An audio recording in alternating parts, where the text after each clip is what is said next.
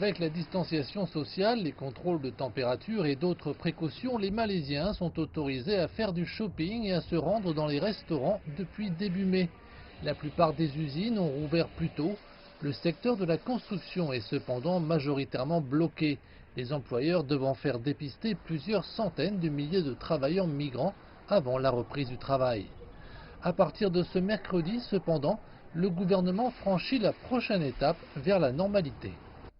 Avec cette dernière vague d'assouplissement, les barbiers, les salons de coiffure, les marchés en plein air et les gymnases seront autorisés à rouvrir.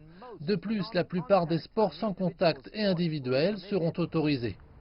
Les sports d'équipe comme le football et les rassemblements publics sont toujours suspendus.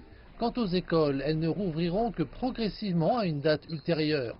Les voyages entre États et le tourisme intérieur peuvent reprendre pour la première fois depuis la mi-mars.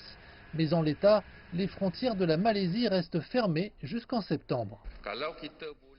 Ouvrons d'abord les secteurs du pays tels que l'économie, le social, le sport, les affaires, l'éducation, etc. et observons. Si nous pouvons ouvrir ces secteurs et contrôler la propagation des infections de Covid-19, alors peut-être que nous pourrons penser à assouplir les contrôles aux frontières internationales. La Malaisie a adopté une approche très prudente et conservatrice vis-à-vis de la réouverture du pays, motivée par les conseils de santé publique que le gouvernement recevait du ministère de la Santé, informé par ses décennies d'expérience dans la lutte contre le SRAS, le virus Nipah et bien d'autres foyers dans le pays. Le public a salué le directeur général de la santé comme un héros national pour sa gestion de la pandémie.